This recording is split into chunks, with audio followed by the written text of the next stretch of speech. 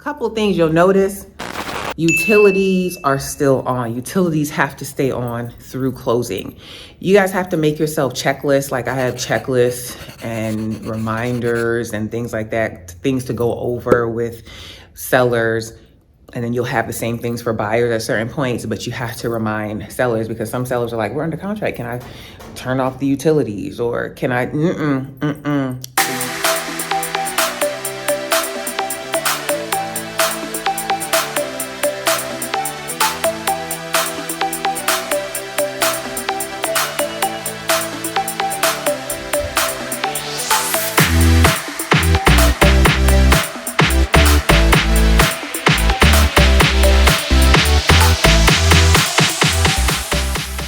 Hi, it's NATASHA Brazil with SoldByNet.com, associate broker, home selling, and new construction specialist with BPR in Georgia. And today is closing day. Yes, let's celebrate. Love closing days. Don't agents, don't we all love closing days? Like, it's closing day, all the hard work that we've done. I almost thought this was coming out, y'all. I thought, I'm trying to, this does look like it is hanging on. Hanging on the thread. All right, we're gonna put this to the back and we're gonna ignore it. This, yeah, cause y'all know this is not, this is not my normal. But anyway, I digress. So I'm here. Closing is at 4 p.m. It is now 11:21. I stopped by the property to pick up the sign, the super lockbox, as well as my contractor's lockbox that is on the back of the door, and I have a directional outside. I really wanted to just record a video for my client care coordinator who is going to be doing the same task at another property next week. So I wanted to record it for her to make sure that she got everything when she goes there. But I was like, hey, let me just make this a video for you guys as well. Maybe there's, new agents that don't know exactly what to do or just things that they need to be mindful of when they have that first closing of their listing. Hey, you just never know. I've waited years to hear somebody say that. So yeah, just came from another seller signing. I'll insert a picture here. We're not scheduled to close until October 18th. Today is September 29th. And goodness, all right, hold on. All right, I'm back. That was actually pest control at my house, trying to, be a great homeowner and be proactive. Okay, so came from the seller signing. So yeah, like I said, we were supposed to close October 18th. Today is September 29th. And listen, come on, lender, loan officer, and come on, closing attorney that got things done. It was a whole roller coaster. We ended up terminating the contract, going back under contract. So I guess they were already ahead of the ball. But they got things done and they're like, hey, we can close early. And I'm like, hey, the seller's going out of town on Thursday. We can't close Friday. And they were like, hey, let's work some things out. So they had the seller come in and sign before she went out of town. Thankfully, her flight didn't leave till late. So we met this morning and she signed. And now tomorrow morning, the buyers are going to sign their docs. So the official closing date is going to be tomorrow and funding is going to happen tomorrow. So I just left from there. And then, listen, we had such a journey. The seller and I have already scheduled to have our lunch get together, celebratory. We have to laugh at a lot of things. Like, there are just some clients, you just love. And yeah, so we're gonna get together and that closing. And then this one's a sweetheart too. Oh my gosh, they're clients you just want to clone and you just could work with them and continue working with them. And this is another one of those clients who are closing today. And she's actually in the process of planning a wedding. So she is happy that this day is here. This property got so much traction. And we were under contract one day. We had so many offers. I have to go back and look at it. It's been a while, but it was ridiculous. Like, I'm gonna insert this post, like, if you know, you get the joke. It was crazy, the traction. So thankfully everything went smoothly on this one. Or did the first person, was the first person wishy-washy, and then I just contacted the next person that was really interested? I think that's what happened here. So yeah, wishy-washy buyers, if you haven't seen flaky buyers, with waffling buyers, if you haven't seen those videos that I've done on that, check this out. But I digress. The reason why I'm here now is in preparation for closing, and you have a listing, there's things that you have to do. All right, so now you're gonna walk with me. What do we need to do? A couple things you'll notice. Utilities are still on. Utilities have to stay on through closing.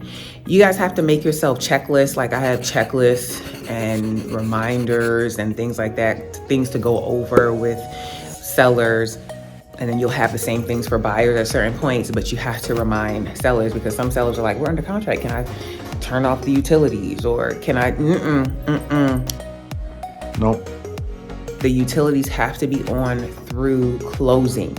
And they might say, okay, well, we're closing on the 5th. Can I shut them off on the 5th? No, it needs to stay on through closing. So if we're closing at 4, it needs to stay on for the full day.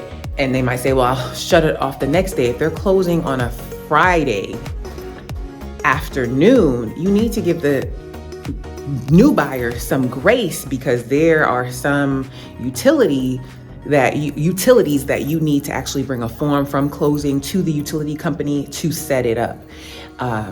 So like the water company, you might have to bring your actual settlement statement to actually set up that service. Others you can do online. It just depends. So check with your area. So it just depends. Make sure you have that conversation with the seller, and make sure you have that conversation with the buyer's agents. Like, when are the buyers connecting their services? And then when are the sellers disconnecting theirs? Another call, I'm not answering that. So utilities are on, and all the utilities need to stay on, and they have to be on for the appraiser. And if the buyers are coming back to do a recheck, they need to be on. So talk about utilities. You guys can't see because they really don't have grass, but the yard needs to be kept up. I mean, it has some weeds out there, but if it's like lawn, like I just had to ask the other seller, I was like, how's the lawn? She was like, I had it cut for them last week. I'm like, yes. As a buyer's agent, that's something that I put in my contract, like seller to have yard cut within a week of closing. Now, when the market had gotten crazy, you didn't go in asking for a bunch of stuff. But in a regular market, I would ask for that. And depends on the season as well, because if it's a season that we're going into fall now and the grass is not growing like it is, my arm's getting tired, I'm gonna put this down. If the grass is not growing like it is, all right, you may not need to put it in. But if the grass is growing, you don't want your buyers moving in and then having to worry about, oh, we're moving and I have to worry about now finding somebody to cut the lawn.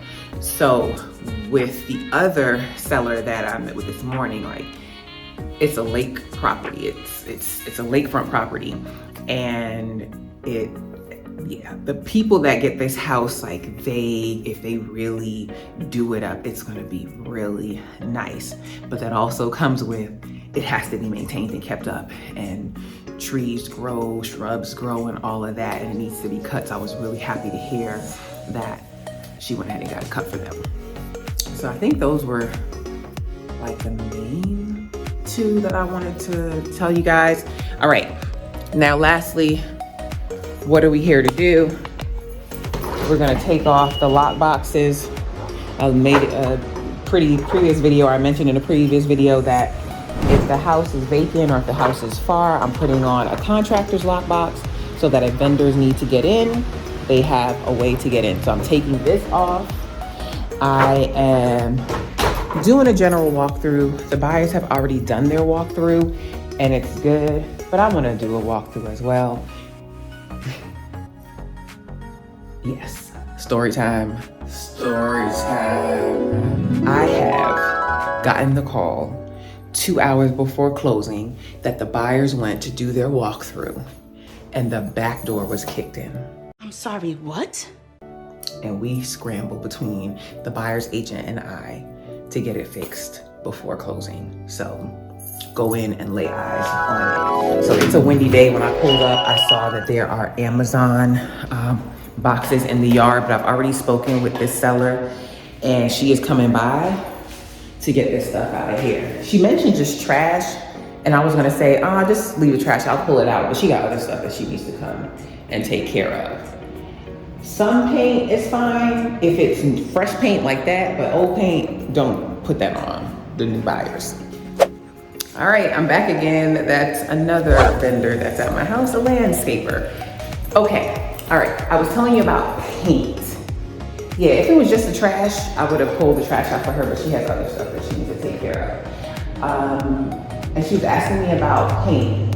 I just thought it was one thing of paint, like the new paint. I told her it's fine to leave that paint, but like old paint, don't leave that for buyers. Or, you know, sometimes sellers try to leave that because they don't want to deal with it, but don't leave that for buyers. I know when I'm representing buyers, I had one listing agent, one set of sellers leave a ton of old paint in the house. Like, that's so disrespectful.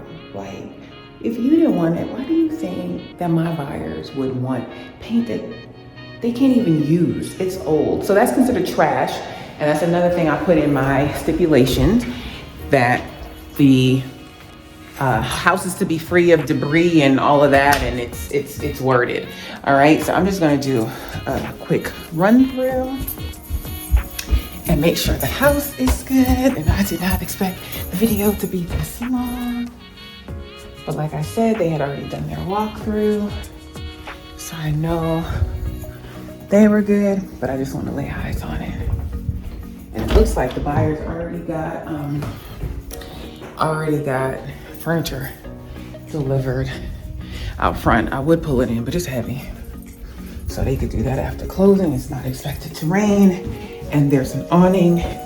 So we talked about the lockbox on the back. Next is the lockbox on the front. I would show you how to do it, but I don't have my other camera. I'm recording with my phone, and I need my phone to unlock it. So just know, whether you are unlocking to get the key out or unlocking to add a shackle or take the shackle off, you have to, the black part on the bottom has to be on. So the key, I was gonna say, is in my pocket, but it's not, it's on the counter, which I no longer need it in there because we're closing. So I'm gonna keep the key on me so I can give it to the seller so that she can give it to the buyer at closing. So I just am going to take the shackle off. So do I want to do that? No, I'm not gonna do that yet because I need to do that in the video for my client care coordinator.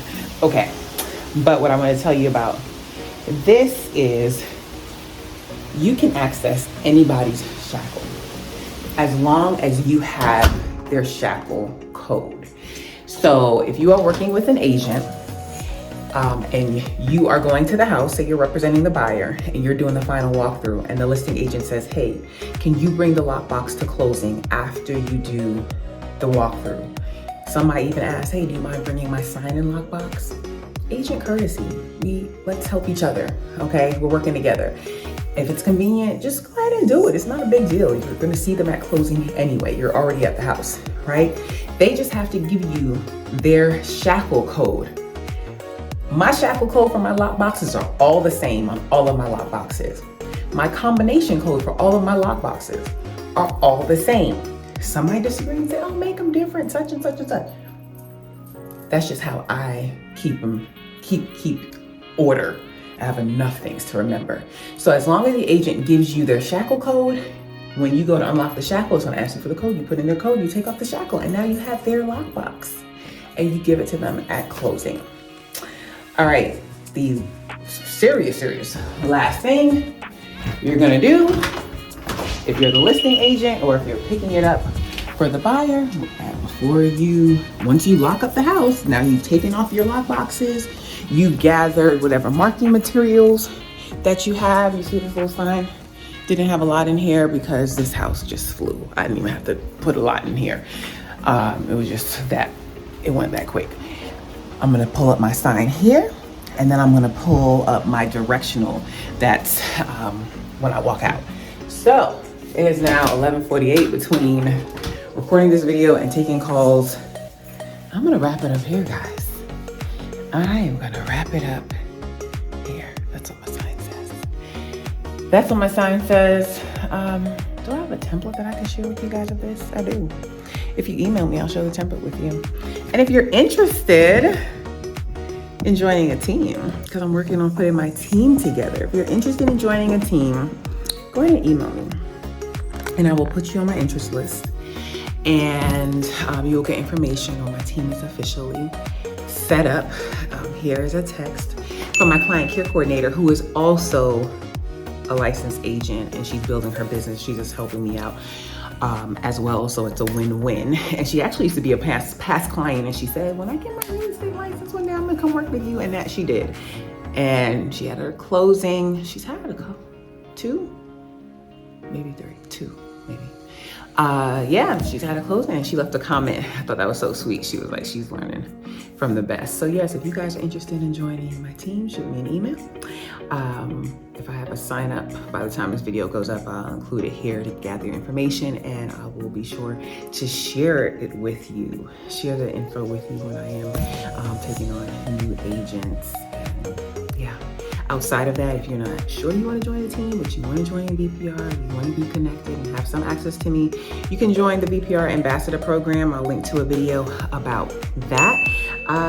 Yeah, give you some details about that. If outside of that, you don't want to be a VPR, don't want to join a team, you just want to connect with me, you really need some strategies on growing your business, you want to dive in, go ahead and check out this link. Ways to connect with me. You can go ahead and schedule an agent strategy session, but this link will give you more information. Lastly, really it's not lastly, but check out my podcast.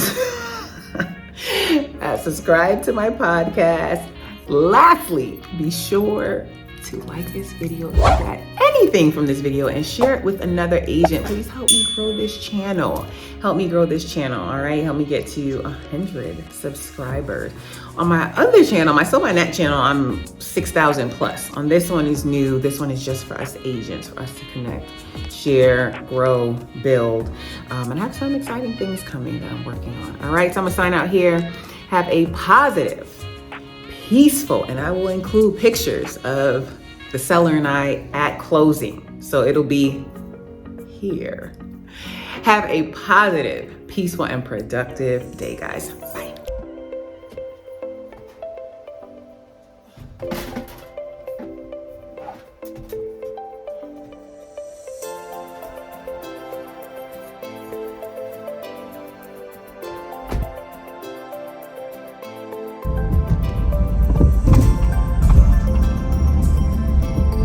One more thing to tell you guys about these directional signs. I was so happy when my sign was still there. Let me go grab it and then I'll tell you. All right, I'm gonna make this quick because my car mount is not working. So this is at this kind of odd angle.